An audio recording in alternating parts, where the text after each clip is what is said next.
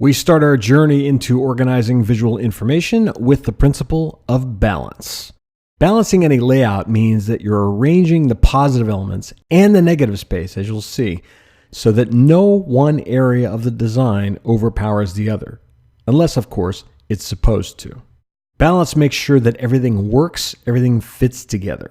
Remember what I said about form and function and the idea of a spiritual union? As Frank Lloyd Wright said, the idea is that they're integrated. They work together, they support each other. Balance is a big part of achieving that. When a design is unbalanced, it means the individual elements are competing with the whole. They call too much attention to themselves. Our focus is on the trees, the individual parts, instead of the forest, the whole, the entire thing that's being communicated.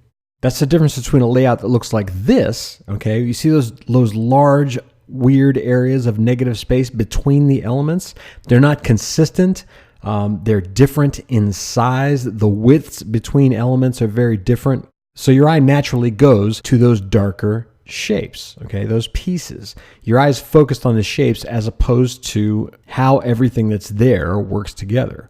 Compare that to this, where everything is very ordered, structured, balanced. Notice that the negative space, the channels between each item, are the same width. That suggests a relation. That automatically says, through the eyes and to the brain, these things are interrelated. It makes it a lot easier to see how everything works together. All right, and I'm going to show you a concrete example of that.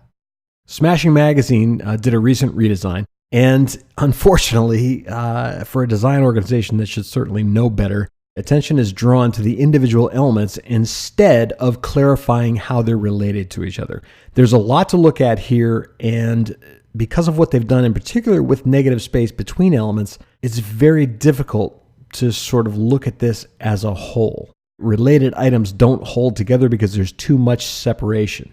The symmetry that they're using here, notice how there's a split down the middle and the layout is purely symmetrical on both sides.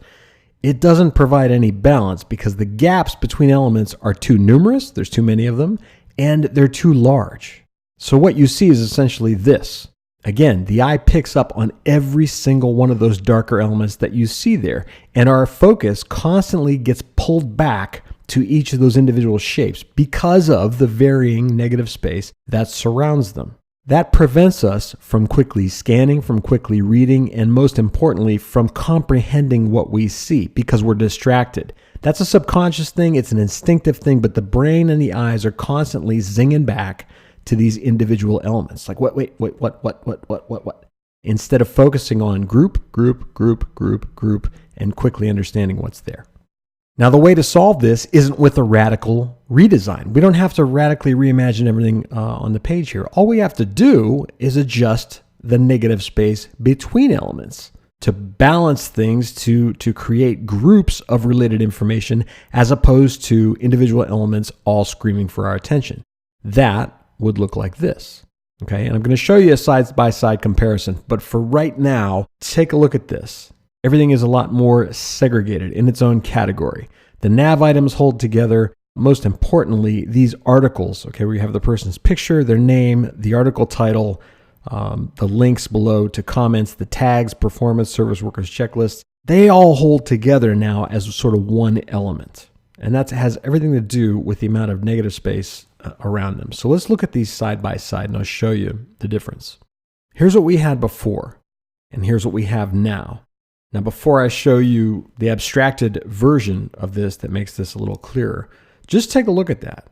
Does it feel like everything holds together a little bit better? Does it feel like there's two chunks of articles, one on the left, one on the right, as opposed to disparate elements that may or may not be related? This is a small change, but to the subconscious, to the way the eyes and the brain work together, this is a very big deal. This shaves seconds off cognition. It also prevents the back and forth that I talked about before, where people will feel aggravated or confused or fatigued. And if you're in a usability lab, a testing situation, they won't be able to tell you why they feel that way. What they'll say is something generic like, oh, this page doesn't work. It just doesn't work for me. It's hard to read. Or some other generic statement that essentially said, something here is bothering me, but I don't know what it is. All right. And here's what it is that's tripping them up. we've got a bunch of individual elements that, again, are sort of all floating in space, not holding together very well. Now, look at the option on the right. You see the difference?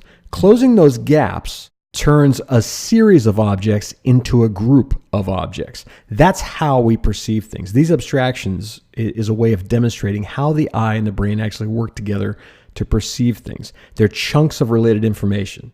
On the left, the eye has to dig through and perceive 46 different visual elements. With the quick redesign, it's not really a redesign, but the adjustment on the right, the eye perceives 25 visual elements. A lot less cognitive work, which clarifies the relationships between things. So reducing cognitive effort by improving balance goes a long way in delivering positive user experiences. Again, that's not something anyone is ever going to be able to articulate to you, but it is most certainly there, and you have to watch out for this.